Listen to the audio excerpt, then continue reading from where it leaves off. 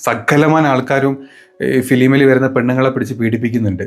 സകലമാന ഡയറക്ടേഴ്സും പെണ്ണുങ്ങളെ യൂസ് ചെയ്യുന്നുണ്ട്, പ്രൊഡ്യൂസേഴ്സ് പെണ്ണുങ്ങളെ യൂസ് ചെയ്യുന്നുണ്ട്, നടന്മാർ, ഹീറോയും, മമ്മൂട്ടി, മോഹൻലാലും, സുരേഷ് ഗോപിയും, ജയറാം, ഇവന്മാരൊക്കെ ഫിലിമിൽ വരുന്ന പെണ്ണുങ്ങളെ യൂസ് ചെയ്ത് എറിഞ്ഞ് കളഞ്ഞിട്ടാണ് നടക്കുന്നത്. മമ്മൂട്ടിക്കുള്ള ചുട്ട മറുപടി, അതും നമ്മുടെ ദീപ തോമസ് വക. എന്താന്ന് മനസ്സിലായോ? അതായത് മമ്മൂട്ടി കഴിഞ്ഞ ദിവസം ഈ ഹേമ റിപ്പോർട്ടിനെ സംബന്ധിച്ചിട്ട് ഒരു ഫേസ്ബുക്ക് പോസ്റ്റ് ഒക്കെ ഇട്ടിരുന്നു.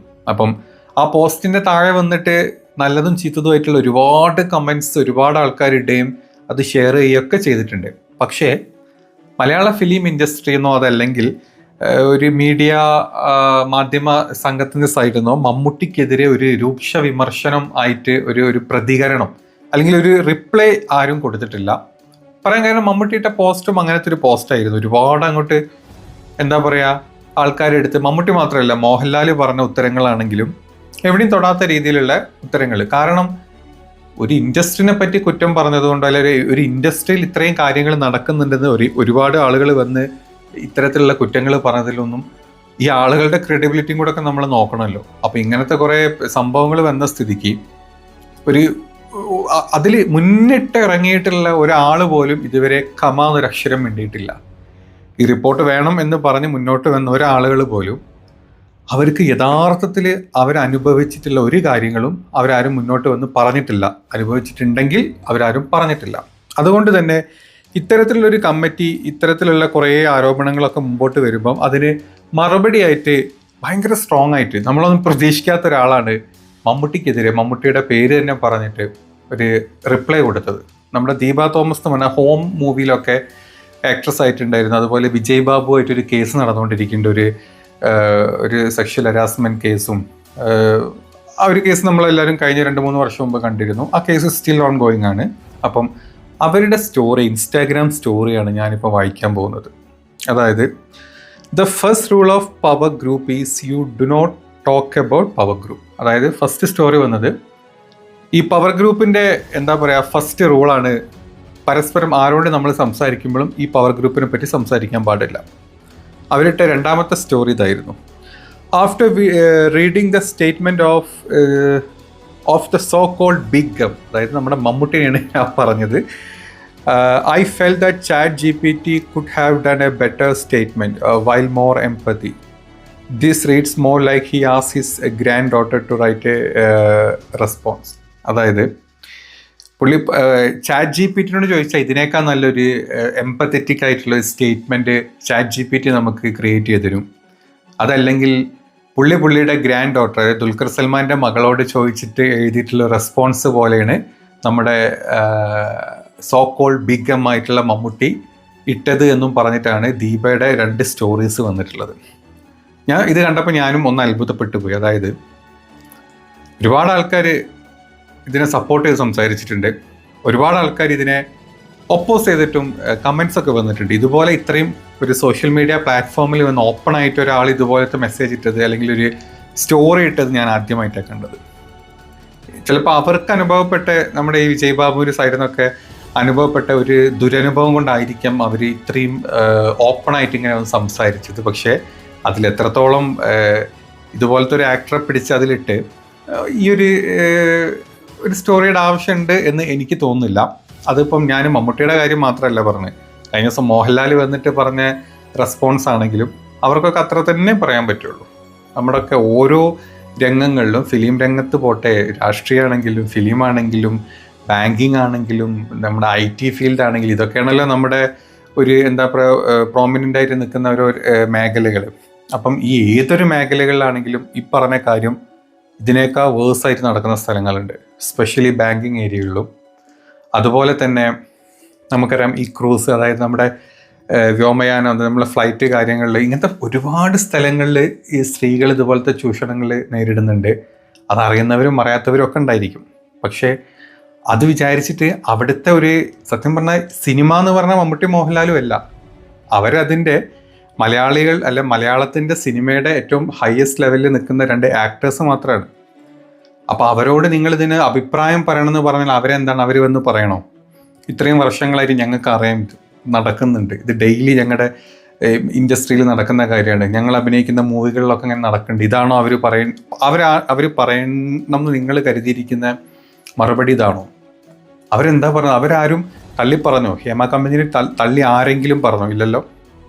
അവർ പറഞ്ഞ ഹേമ കമ്മിറ്റിയിൽ എന്ത് വന്നോ വെന്തിട്ടില്ലേ അത് വരട്ടെ, അത് വന്നിട്ട് അതിന് എഗെയിൻസ്റ്റ് അല്ലെങ്കിൽ അതിൽ പറയപ്പെടുന്ന പ്രതികൾ ആരാണോ അവരുടെ എതിരെയുള്ള കുറ്റങ്ങൾ തെളിയിക്കാൻ പറ്റുമെങ്കിൽ തെളിയിക്കട്ടെ, എന്നിട്ട് അവർക്കുള്ള ശിക്ഷ കൊടുക്കട്ടെ.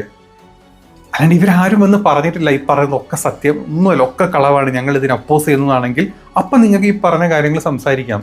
അതല്ലാണ്ട് ഇവരൊക്കെ വന്ന് ഇത് നടക്കട്ടെ, എന്താണെങ്കിലും കാര്യങ്ങൾ നടക്കട്ടെ എന്നുള്ള രീതിയിൽ സംസാരിച്ചു കഴിഞ്ഞാൽ പിന്നെ നമ്മൾ ഇതിന് ഇത്ര അങ്ങോട്ട് എന്താ പറയുക, ഇപ്പോൾ ദീപ പറഞ്ഞ പോലെ ഇത്ര അങ്ങോട്ട് ചവറ് പോലെ സംസാരിക്കേണ്ട കാര്യമുണ്ടോ? അവർക്ക് അവരുടെ പേഴ്സണൽ ഒരു അനുഭവം ഉണ്ടായി, ആ അനുഭവത്തിൽ തന്നെ ആ കേസിൽ തന്നെ പറയുന്നത് അവർ പരസ്പര കൺസെൻറ്റ് വെച്ചിട്ടാണ് രണ്ടാരും ചെയ്തത്, കല്യാണം കഴിക്കാമെന്ന് പറഞ്ഞ് പറ്റിച്ചു, ഇങ്ങനത്തെ കാര്യങ്ങളൊക്കെ അതിലും പറഞ്ഞത്. അതല്ലാണ്ട് പീഡിപ്പിച്ചു എന്നുള്ളതല്ല. ഒരു ലിമിറ്റ് കഴിഞ്ഞപ്പോഴാണ് അത് പീഡനം എന്നുള്ള രീതിയിലോട്ട് മാറിയതെന്നാണ് ആ കേസ് ഞാൻ ഈ മറ്റേ പേപ്പറിലോ ഓഡിയോമീഡിയൊക്കെ വായിച്ച് ഞാൻ മനസ്സിലാക്കിയിട്ടുള്ളത്. എനിക്ക് തോന്നുന്നു എല്ലാവരും അങ്ങനെ തന്നെ മനസ്സിലാക്കിയിട്ടുള്ളത്. അതുകൊണ്ടാണ് ആ കേസ് അങ്ങനെ നിൽക്കുന്നത്. അല്ലെങ്കിൽ ബലാത്സംഗമാണ് എന്താ പറയുക, എന്നെ പിടിച്ച് റേപ്പ് ചെയ്ത് നോക്കുകയാണെങ്കിൽ ആ കേസ് ഇപ്പം നമ്മുടെ ഈ പറഞ്ഞ വിജയ് ബാബു അകത്ത് കിടന്നേനെ. അപ്പോൾ അതവിടെ മാറ്റി നിൽക്കും. അപ്പം ഓരോരുത്തർക്ക് വരുന്ന പേഴ്സണൽ ബുദ്ധിമുട്ടുകൾ വെച്ചിട്ട് ഈ ജനറലൈസ് ചെയ്തിട്ട് ഇങ്ങനെ മൊത്തത്തിൽ സംസാരിക്കുന്നതിൽ ഒരു കഴമ്പില്ലാന്ന് എനിക്ക് മനസ്സിലാക്കി. ഇപ്പം മുകേഷിനെതിരെ സ്ട്രോങ് ആയിട്ടുള്ള ഇത് വന്നു, എവിഡൻസും കാര്യങ്ങളൊക്കെ പുറത്ത് വന്ന് പൂട്ടാൻ പറ്റുമെങ്കിൽ പൂട്ടട്ടെ. MLA സ്ഥാനം രാജിവെച്ച് പുള്ളി പുറത്തിറങ്ങട്ടെ, ശിക്ഷ എന്താ വെച്ചാൽ അനുഭവിക്കട്ടെ. സിദ്ദീഖാണെങ്കിൽ അങ്ങനെ തന്നെ കറക്റ്റ് കാര്യങ്ങൾ കിട്ടുമാക്കുന്നുണ്ടെങ്കിൽ നടക്കട്ടെ. അതല്ലാണ്ട് ഒരു ഒരു ഒരു പതിറ്റാണ്ട് കഴിഞ്ഞിട്ട് ഞങ്ങൾ അങ്ങനെ ചെയ്തു, ഞങ്ങൾ ഇങ്ങനെ ചെയ്തിരുന്നു പറഞ്ഞ് കുറേ പേര് വന്നതുകൊണ്ട് നമുക്ക് ഒറ്റയടിക്ക് കണ്ണടച്ച് ചെയ്യാൻ പറ്റുന്ന കാര്യങ്ങളൊന്നുമല്ല ഇത്. എത്ര എളുപ്പം പറയാൻ, ഭയങ്കര എളുപ്പമാണ്. ഒരു പെണ്ണ് വന്ന് പറഞ്ഞില്ല, ഇനി എന്താ? ഈ പറഞ്ഞ പെണ്ണുങ്ങളുടെ ഒക്കെ ബാക്ക്ഗ്രൗണ്ട് ചെക്ക് ചെയ്യുന്നുണ്ട്.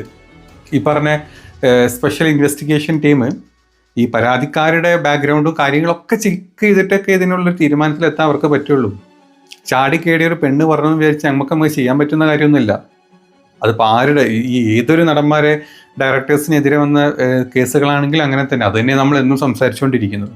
അപ്പോൾ ദീപന്ന് വന്നിട്ട് ഇത്രയും വലിയ അങ്ങനെ താറുമാറാക്കി പറയേണ്ട ഒരു കാര്യം ഉണ്ടെന്ന് ഞാൻ ഒരിക്കലും ഈ പറഞ്ഞ സ്റ്റേറ്റ്മെൻറ്റിനോട് ഞാൻ സപ്പോർട്ട് ചെയ്യില്ല. എനിക്കറിയില്ല എത്ര പേര് സപ്പോർട്ട് ചെയ്യില്ല എന്നുള്ളത്. മമ്മൂട്ടി ആയതുകൊണ്ടല്ല കേട്ടോ ഞാൻ അങ്ങനെ പറയുന്നത്. കുറേ പേരെ ഇപ്പം എന്നെ സുഡാപ്പിയാക്കി ഇപ്പം എന്നെ മാറ്റും. മമ്മൂട്ടി മുസ്ലിം ആയി പോയില്ല, ആ പേര് അത് മാറ്റി നിർത്തും. ഞാൻ മമ്മൂട്ടിയുടെ കാര്യമില്ല പറഞ്ഞത്. മോഹൻലാലിൻ്റെ റിപ്ലൈ ഞാൻ ഇത് തന്നെയാണ് പറയുന്നത്. മോഹൻലാലും മമ്മൂട്ടിയും പറയാൻ പറ്റുന്ന റിപ്ലൈ അവർ പറഞ്ഞിട്ടുള്ളൂ, അതല്ലാത്ത റിപ്ലൈ അവർക്ക് പറയാൻ പറ്റില്ല. ഇപ്പോൾ മുകേഷ് MLA ആണ്, ഓക്കെ, മുകേഷ് MLAയും കൂടെ ആയതുകൊണ്ട് മറ്റേ മുഖ്യമന്ത്രി വന്ന് അതിന് സമാധാനം പറയണമെന്ന് പറഞ്ഞാൽ നടക്കുമോ? ഇല്ല. തെറ്റ് ചെയ്തവർ ആരാണെങ്കിലും അതിനുള്ള ശിക്ഷ അവർക്ക് കിട്ടട്ടെ. ആ പറഞ്ഞ ഈ ആരോപണങ്ങളുടെ ക്രെഡിബിലിറ്റിയും ഈ കൊടുത്ത ആൾക്കാരുടെ ബാക്ക്ഗ്രൗണ്ട് ചെക്കും ക്രെഡിബിലിറ്റിയും കാര്യങ്ങളൊക്കെ ചെക്ക് ചെയ്തിട്ട് വേണം ഈ കേസ് എടുക്കാൻ. അങ്ങനെ വരുന്ന സമയത്ത് മമ്മൂട്ടി ഇങ്ങനത്തെ എല്ലാം മറുപടി അല്ലാണ്ട് പിന്നെ മമ്മൂട്ടി എന്താ പറയേണ്ടിയിരുന്നത്? നിങ്ങൾ പറ, മമ്മൂട്ടി എന്താ പറയേണ്ടിയിരുന്നത്? ഒക്കെ അക്സെപ്റ്റ് ചെയ്യണമായിരുന്നു. ഇതൊക്കെ നടക്കുന്നുണ്ട്, ഡെയിലി ഇതാ നടക്കുന്നത്. സകലമാന ആൾക്കാരും ഫിലിമിൽ വരുന്ന പെണ്ണുങ്ങളെ പിടിച്ച് പീഡിപ്പിക്കുന്നുണ്ട്. സകലമാന ഡയറക്ടേഴ്സും പെണ്ണുങ്ങളെ യൂസ് ചെയ്യുന്നുണ്ട്, പ്രൊഡ്യൂസേഴ്സ് പെണ്ണുങ്ങളെ യൂസ് ചെയ്യുന്നുണ്ട്, നടന്മാർ, ഹീറോയും, മമ്മൂട്ടി, മോഹൻലാലും, സുരേഷ് ഗോപിയും, ജയറാം, ഇവന്മാരൊക്കെ ഫിലിമിൽ വരുന്ന പെണ്ണുങ്ങളെ യൂസ് ചെയ്ത് എറിഞ്ഞ് കളഞ്ഞിട്ടാണ് നടക്കുന്നത്. ഒരു ഗ്രൂപ്പ് അവിടെ ഉണ്ട്. ഞങ്ങൾ വിചാരിക്കുന്ന പോലെ കാര്യങ്ങൾ ഈ 15 ആൾക്കാരെ മുമ്പിൽ ഈ പറഞ്ഞ പെണ്ണുങ്ങളെ കാഴ്ച വെച്ചിട്ടേ അവർക്ക് ഫിലിമിലോട്ട് എൻട്രി ഉള്ളൂ. ഇതൊക്കെയാണോ പറയേണ്ടിയിരുന്നത്? അത് കേട്ട് കഴിഞ്ഞാൽ നമുക്ക് എല്ലാവർക്കും സന്തോഷമാകുമായിരുന്നു. പറഞ്ഞ ദീപ തോമസിന് സന്തോഷമാകുമായിരുന്നു. നമ്മൾ ആരോപണങ്ങളൊക്കെ പറയാം ഇതുപോലെ ഞാൻ വേറെ ഒരു പ്രത്യേകിച്ചൊരു ഒരു എന്താ പറയുക, ഫിലിം ഫീൽഡ് അങ്ങനെ ഒന്ന് മുന്നോട്ട് നിൽക്കുന്ന ഒരാൾ പോലും മമ്മൂട്ടിക്കെതിരെ, മോഹൻലാലിനെതിരെ രൂക്ഷമായിട്ടൊരു റിപ്ലൈ അവർ പറഞ്ഞ കാര്യങ്ങൾക്ക്, മോഹൻലാലാണ് മമ്മൂട്ടിയാണെങ്കിൽ അവർ പറഞ്ഞ കാര്യങ്ങൾക്ക് റിപ്ലൈ കൊടുത്തായിട്ട് ഞാൻ കണ്ടിട്ടില്ല. ഞാൻ ഇവരുടെ ഈ ഒരു സ്റ്റോറിയാണ് ഞാൻ കണ്ടത് കേട്ടോ. ഞാൻ അറിയില്ല വേറെ ആരെങ്കിലുമൊക്കെ ഇതിനപ്പുറത്തോട്ടിട്ടുണ്ടോ എന്നുള്ളത്. എന്താണെങ്കിലും ഞാൻ പറയാം, 100% അവർ ചെയ്തത് മണ്ടത്തരമെന്നല്ല, വകതിരിവില്ലായ്മ ഞാനാണ് കണ്ടത്. അതല്ലെങ്കിൽ അവർക്കൊരാൾക്ക് സിംഗിളായിട്ട് നേരിട്ട് എന്തോ പ്രശ്നം കൊണ്ടാണ് അവർ അത്തരത്തിലുള്ളൊരു ബോധമില്ലാത്ത രീതിയിലുള്ള സ്റ്റോറി ഇട്ടത്. സത്യം.